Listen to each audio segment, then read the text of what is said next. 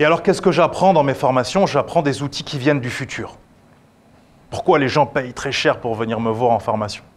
Donc, par exemple, à mes élèves, je leur enseigne tous qu'il faut absolument dessiner en cours. Si j'étais prof et qu'un élève ne dessine pas, je dis « Oh! Pourquoi tu ne dessines pas ?» Les gens vont dire « Mais il est fou. » Peut-être, sûrement. Ou alors peut-être que quand quelqu'un dessine, il y a une explication. Bien sûr. Quand quelqu'un dessine, il y a deux possibilités. La première, c'est que le niveau de ce qui est dit, ou les informations, sont trop nombreuses. Donc son cerveau conscient décroche. Le cerveau conscient est limité à 4 infos par seconde. S'il y a trop d'informations, le cerveau conscient décroche. Et le subconscient doit prendre le relais. Le minimum du subconscient, c'est 4 milliards d'informations par seconde. C'est pour ça qu'en classe, on a sûrement tous connu cette scène. On a par exemple, comment tu t'appelles? Dans le fond, toi. Samir. Donc Samir, il est dans le fond, il est à côté de Mélissa. Il se balance sur sa chaise. Non, on imagine, bien sûr. On imagine, il est dans le fond sur sa chaise en train de draguer Mélissa. Donc il fait plusieurs actions. Il se balance, il drague Mélissa, il mange un chewing-gum. Et à un moment, le professeur lui dit « Samir !» Et Samir lui répond « Oui, je sais, vous avez dit que c'était en 1789, etc., qui sont arrivés. » Donc là, à un moment où c'est très compliqué pour les autres de se concentrer, lui, il peut en même temps draguer, manger un chewing-gum, se balancer sur sa chaise. Et pourquoi il mémorise parfaitement? Parce qu'il n'essaye pas de mémoriser. Il lâche prise. Et au moment où le professeur le rappelle, son subconscient lui dit « Voilà tout ce qui vient d'être passé, maintenant tu l'as à disposition. » Ça, c'est la puissance du subconscient. Et donc, quand il y a trop d'informations pour un élève, on ne lui demande pas de rester concentré. On lui dit « dessine ». Prends un papier et dessine. Ça permet à ton conscient de se concentrer sur le dessin et ton subconscient, qui a 4 milliards d'infos, de prendre le relais. Donc voilà par exemple certaines choses que j'enseigne aux gens, comme quoi dessiner peut paraître stupide parfois, alors qu'en fait c'est la meilleure chose à faire, bien sûr. Et comme je vous disais, je suis un peu comme McFly, je viens du futur et je ramène plein de techniques aux gens et je leur propose, et libre à chacun de prendre ce qui l'intéresse ou pas. Et puis il y a le E égale MC2, j'aime bien les équations de la légende personnelle, parce que beaucoup de gens me disent, d'accord, vous avez fait tout ça, mais moi maintenant je fais comment pour ma légende personnelle? Je leur dis, c'est très simple, voilà l'équation. Tu vas essayer de réussir. Et inévitablement, comme tous les êtres humains, tu vas misérablement échouer. Tu vas essayer d'être en couple. Et misérablement, comme tous les êtres humains, tu vas échouer. Parce que tu n'as pas été formé à être en couple. Tu n'as pas été formé à réussir. Tu n'as pas été formé à donner la meilleure version de toi-même. Mais qu'est-ce que la plupart des humains vont faire après l'échec? Ils vont s'arrêter d'essayer. Parce qu'ils vont se dire, j'ai souffert, je ne veux plus jamais souffrir, donc je préfère souffrir d'être comme je suis maintenant, plutôt que de prendre un nouveau risque et d'obtenir quelque chose en retour. Et c'est pour ça que seulement 5% de l'humanité arrive ici. Parce que les 5% ont compris qu'il fallait essayer, échouer, essayer, échouer, essayer, échouer, jusqu'à trouver le bon chemin pour réussir. Et il faut complètement oublier, si vous voulez réussir, les notions de gain, de perte et d'échec. Vous allez perdre, vous allez échouer, vous allez souffrir. Et comme 95% de l'humanité n'est pas prêt à ça, si vous le faites, vous allez obtenir ce que seulement 5% de l'humanité obtient. En termes de réussite, en termes d'argent, en termes de potentiel intellectuel, etc. Et les étapes, je vous les ai écrites. Donc la première étape, la plus importante quand on est jeune, c'est de chercher quel est ton pouvoir. Parce que tout le monde a un pouvoir dans cette pièce. Chercher son pouvoir sans compétences techniques, ça demande 10 ans. Une fois que tu as trouvé ton... évidemment, tu vas échouer. Donc chercher son pouvoir, ça peut être se dire, moi je veux faire du rap. Je veux être un rappeur. Donc, par exemple, moi j'ai voulu être rappeur à une époque. Et puis après, le rap me plaisait plus, donc j'ai fait du slam. Vous connaissez tous le slam? Voilà. Et j'ai été champion de France de slam. Et puis après, ça ne me plaisait plus. J'ai écrit des livres. Et puis, de fil en aiguille. Donc au début, je pensais que c'était le rap, la vérité. Et puis ensuite, le slam. Et puis ensuite, l'écriture. Et aujourd'hui, j'écris. Mais peut-être que ce n'est pas la vérité ultime. C'est pour ça que tu dois chercher ton pouvoir, chercher encore, trouver ton pouvoir, et ensuite transmettre ton pouvoir aux autres. Donc si quelqu'un est passionné par le rap, qu'il a fait un album, il a fait tout ça, la meilleure chose maintenant, c'est de faire des concerts. Et puis ensuite des ateliers d'écriture. C'est ça sa légende personnelle. Si quelqu'un est entrepreneur qui sait gagner des millions, c'est facile pour lui de gagner des millions. Qu'est-ce qu'il doit faire? Il doit enseigner quoi aux gens? Comment gagner des millions facilement? Tu vois? Si quelqu'un est bon à l'école, qu'est-ce qu'il doit faire? Il enseigne aux gens comment être bon à l'école. Tout simplement. Et donc la stratégie 2 qui va avec la légende personnelle, ce qui est hyper important, c'est d'avoir un rêve. Et souvent on vous dira, ouais, c'est niais, ouais, avoir un rêve, ouais, t'es dans les nuages et tout. Bien sûr, bien sûr. Alors, voilà le rêve de deux personnages que je vais vous présenter. C'était de se taper le Dawn Wall, le mur le plus dur au monde à escalader. Donc vous voyez, hein, c'est tout droit. Et il n'y a aucune prise pour les mains. Et il n'y a que deux gars, deux fous, qui avaient réussi à faire ça. Et eux, ils se sont dit, allez, on va le tenter. On va se faire le mur le plus dur au monde. Et c'était leur légende personnelle. Kevin Georgeson et Tommy Caldwell. Ils ont fait ce que personne n'arrive à faire. C'est la voie la plus dure au monde et ils ont mis 19 jours à rester comme ça, plantés au-dessus du vide, dormir dans des tentes, etc. Pourquoi je vous montre ça? Parce que selon moi, chaque jeune, chaque être humain, il doit trouver quel est son downwall à lui. Alors, je vais vous inviter à prendre tous une feuille, à déchirer un bout de papier, ou prendre une grande feuille même, et écrire c'est quoi votre downwall à vous. C'est quoi votre rêve? C'est quoi votre objectif? C'est être caissière à Carrefour Market? C'est quoi? Et vous l'écrivez en gros sur la feuille.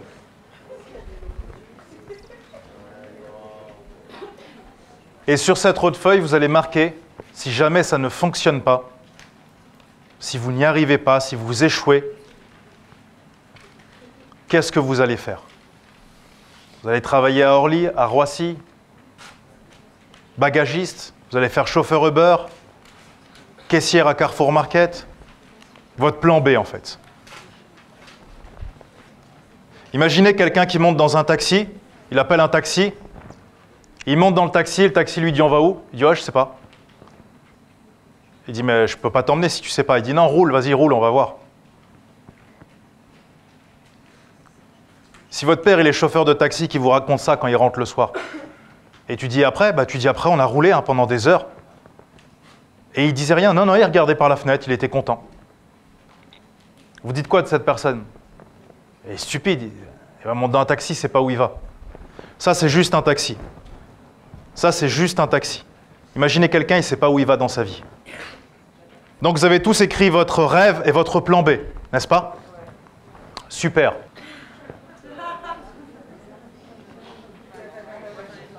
Il ne faut jamais avoir de plan B. Il n'y a que 3 catégories de personnes sur Terre qui ont le droit d'avoir un plan B. Alors peut-être que vous en faites partie. La première partie, c'est les perdants. Les perdants ont tous un plan B. La deuxième catégorie, c'est les lâches. Les lâches ont tous un plan B. Et la dernière catégorie, la meilleure, celle que je préfère, c'est les faibles d'esprit. Les faibles d'esprit ont tous un plan B. Pourquoi il ne faut pas avoir de plan B? Alors il y a un livre que vous avez sûrement tous lu, puisque c'est un des 10 classiques de l'humanité, qui s'appelle L'art de la guerre de Sun Tzu. Vous connaissez Sun Tzu? Dans son livre, Sun Tzu explique que quand on prend d'assaut un village et qu'on encercle les villageois, on doit toujours laisser une petite issue pour qu'ils puissent s'échapper. Et beaucoup d'empereurs lui disaient « Mais pourquoi tu fais ça ?» Et c'est vrai qu'il se rendait compte qu'à chaque fois qu'il faisait ça, il gagnait la guerre. À chaque fois qu'il encerclait un château, il laissait une petite issue. Un village, il laissait une issue. Et c'est vrai qu'à chaque fois, l'armée gagnait. Et un jour, l'empereur était exténué et lui dit « Écoute, explique-moi quelle est cette technique extraordinaire. » Et Sun Tzu lui dit « Quand on encercle un village et qu'on va massacrer hommes, femmes et enfants, et que les gens voient qu'ils n'ont plus aucune issue, comme l'homme et la femme savent qu'ils vont mourir de toute façon, ils vont ramasser ce qu'ils peuvent et ils vont se battre avec ce qu'on appelle l'énergie du désespoir. Et à ce moment-là, une simple femme ou un seul homme peut combattre 10 samouraïs à lui tout seul. Parce qu'il a l'énergie du désespoir. Et il veut en tuer le plus possible ou essayer au maximum de sauver son enfant, sa femme et ses voisins. Mais si tu laisses une issue, certains s'échappent, certains hésitent et tu crées de la confusion. Donc si tu veux gagner la guerre, tu dois toujours laisser une issue aux gens. Le cerveau, c'est la même chose que la guerre. Si tu laisses une issue dans ton cerveau et que tu te dis « Allez, je fais mon ONG, ouais, mais au cas où ça ne marche pas, je fais quoi ? Bah, je vais reprendre la cuisine, bah, je vais faire ça. Ouais, non, après, je ferai ça, de toute façon. » Qu'est-ce que tu es en train de faire dans ton cerveau ? La même chose que Sun Tzu fait dans un village. Tu crées une faille. Et cette faille t'empêche de te battre avec l'énergie du désespoir. C'est-à-dire qu'une fois que tu as trouvé ton downwall, oublie tout le reste. Oublie tout le reste. Et conquiert ton downwall. C'est la seule et unique chose que tu as à faire. Et ça nous amène à la stratégie 3, la stratégie du choix. Imaginez que vous montez maintenant dans un taxi et vous lui dites « Bon, je vais aller à Paris, à Nantes, à Roubaix, à Rennes, à Lyon, à Reims et à Lille. » S'il s'en fout, il peut vous dire « Très bien, par où on commence ?» Vous dites « Ah, ça, je ne sais pas. » Il veut dire « Moi, de toute façon, je veux bien faire toutes les villes, mais il faut que je sache par où commencer. » Vous dites « Ah, j'ai aucune idée. Je n'ai pas réfléchi à ça. » Si vous dites à votre cerveau « Ouais, je veux être rappeur. Ouais, mais non, parce que je veux faire ça. Et maintenant, je veux faire ça. » C'est comme si vous dites à un taxi « Je veux aller partout. » À la fin, il ira nulle part. C'est pour ça qu'un downwall, il en faut un. Il n'en faut pas 40, il n'en faut pas 20. Si tu as décidé d'être quelque chose, fais-le. Va jusqu'au bout. Si ça se trouve, c'est n'importe quoi. Mais au moins, tu auras essayé. Mais si tu n'essayes pas, ou si tu restes à courir plein de lièvres à la fois, à la fin, tu n'en attraperas aucun. Et il y a des gens, j'aime beaucoup ce profil de personnalité, il y a des gens, ils ont toujours des projets. Ils ont plein de projets tout le temps. Ils ont un projet par là, ils ont une idée, ils changent tous les jours. Et moi, j'appelle ça des brasseurs d'air professionnels. Ils brassent de l'air. Ça fait beaucoup de mouvements, ça fait beaucoup de bruit, ça parle beaucoup, mais ça ne fait rien du tout. Et donc, ces gens-là, ce que je les invite à faire, c'est, il y a un endroit où ils seront bien, c'est travailler dans les climatiseurs. Tout ce qui est climatisation. Comme ils brassent de l'air, dans la climatisation, ils seront à l'aise. Ça leur rappellera leur vraie nature, les brasseurs d'air. Quand on leur demandera pourquoi ils travaillent dans la clim, et moi j'ai brassé de l'air toute ma vie, moi. Que parler, je bouge à gauche, à droite. Donc c'était ce qui me convenait le mieux. Un mec, il est venu un jour à Laval, il m'a dit, donc j'ai fait climatisation. C'est un choix qu'on respecte. Et on doit se poser la question de savoir, est-ce que dans la vie, sur Terre, dans les 6 milliards d'êtres humains, est-ce que je veux être un apport, je veux apporter quelque chose, ou je veux être un ajout? J'ai beaucoup de jeunes qui viennent et me disent « Ouais, moi je veux vers ceci. Et quand je serai là-bas, tac, je vais faire ça, je vais gratter, je vais... » Alors, quand tu vas dans un milieu, que ce soit l'humanitaire, le rap game ou ce que tu as envie, si tu viens pour prendre, tu as perdu d'avance. Les seuls qui gagnent, c'est ceux qui viennent pour apporter quelque chose. Steve Jobs, il n'est pas venu pour devenir milliardaire, il s'en foutait. Il avait une idée. Michel-Ange, il n'est pas venu pour devenir le peintre le plus célèbre au monde. Il avait une idée. Il était fou de peinture. Tu vois? Donc si tu viens pour apporter, là, il peut se passer des choses miraculeuses. Mais si tu veux juste être un ajout, prends cette décision d'être juste un ajout. Mais il faut que tu fasses ce choix. Est-ce que dans l'humanité, je veux être un apport? Ou est-ce que je veux juste être un ajout? Ça me suffit à moi. Et puis oui, souvent, quand on ne veut pas être dérangé, on met son téléphone en mode avion. Il y a des gens, leur life, elle est en mode avion. Et ils ne captent rien. Ils sont à la ramasse. Pas de réseau, pas de 3G, même pas de Edge. Ils ne sont plus connectés au monde. Tu vois. Ils sont dans leur monde à eux. Et dans ton monde à toi, tu as quoi? Tu as les photos qui sont déjà là, tu as les applications qui marchent sans rien, mais le reste du monde, tu n'es pas connecté.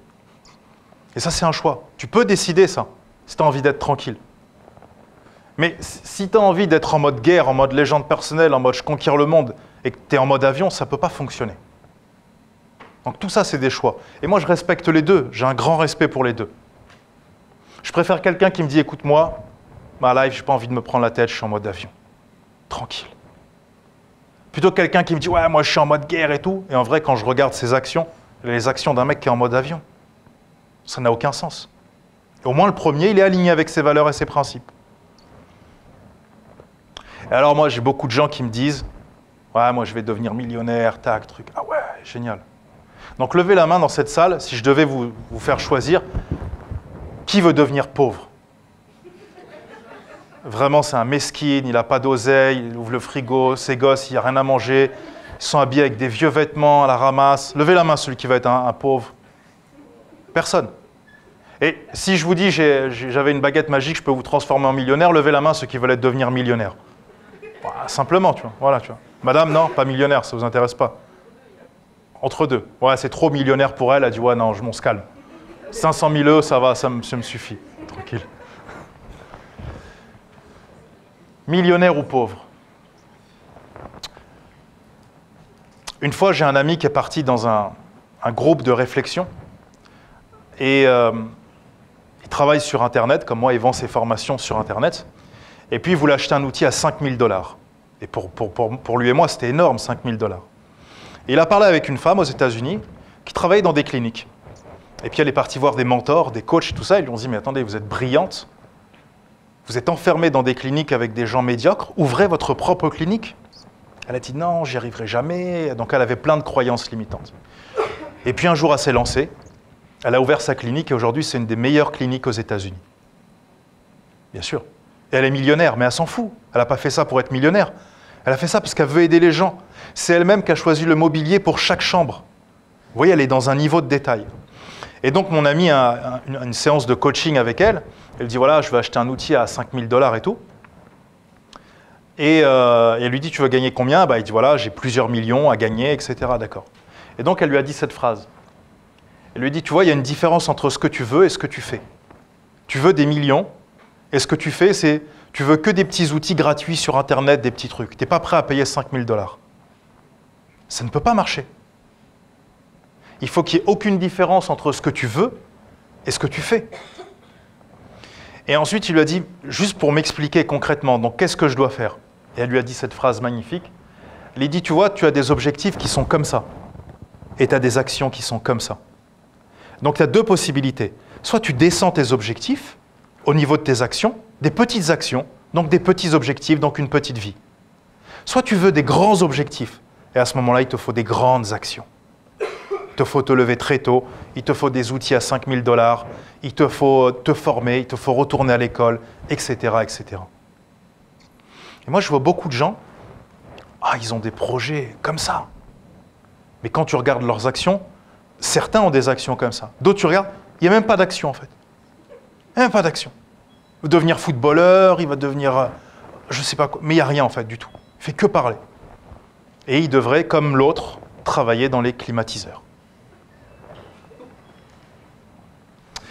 Alors, on va voir ensuite qu'il y a deux types de prophéties. Les prophéties autoréalisantes et les prophéties autodestructrices. Et c'est celle que je préfère. Les gens qui s'autodétruisent. Qu'est-ce que c'est bon? Qu'est-ce que c'est beau à voir? Ça ou du patinage artistique, pour moi, c'est du même niveau.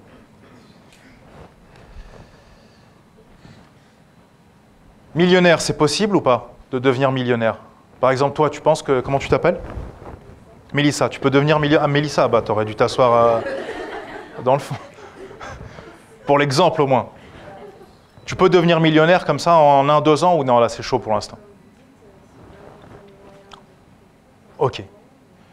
Quelqu'un pense que c'est impossible pour lui, il dit non, moi, là, maintenant, là, c'est mort. De toute façon, toi, quelqu'un d'autre? Donc, tous les autres, vous pensez que c'est possible? Ok, cool. Alors, j'ai une bonne nouvelle. Que tu penses que tu peux ou que tu ne peux pas, dans les deux cas, tu as raison. Bien sûr. Pourquoi? Exactement. Ouais. Si tu penses que tu es un abruti ou qu'on t'a dit que tu es un abruti et que tu le crois, oui, tu vas être un abruti. Ouais. Mais si tu penses que tu es un génie et que peu importe ce qu'on va te dire, tu as décidé que tu seras un génie, il est fort probable que tu le deviennes. Après, chacun appelle ça comme il a envie, mais en effet, oui. Et donc que tu penses que tu es un génie ou un abruti, en effet, encore une fois, dans les deux cas, tu as raison. Donc quand tu penses que tu peux devenir millionnaire ou pas, et millionnaire est un exemple comme un autre, dans les deux cas, tu as raison. Et c'est ta croyance qui va définir sûrement ce qui va t'arriver. Et donc nous, on va chercher quels sont les types de croyances. Parce que ce qui va nous intéresser, c'est d'avoir le bon type de croyance. Juste avant, vous avez tous noté sur un papier votre plan B. En tout cas, certains l'ont noté. Donc vous pouvez jeter ce plan B, puisqu'il n'y a pas de plan B. Allez-y, jetez-le. Vous le prenez comme ça et vous le jetez sur la scène par terre. Là, je suis très sérieux. Voilà. Voilà, super. Tout simplement, en fait. Puisqu'il n'y a pas de plan B.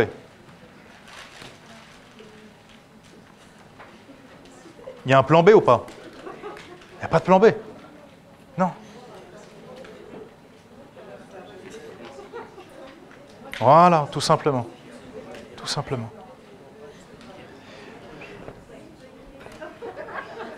Et vous voyez, normalement, on va se dire, un formateur, en veste et tout, mais on ne peut pas jeter des papiers, etc. Qui a dit qu'on ne peut pas? Qui? Il est où? Il habite où? Comment il s'appelle? Personne? Donc c'est une croyance. Attention, surtout, ne passe pas à l'action après cette vidéo. Non, surtout reste dans l'ombre et continue de priver le monde de ta lumière.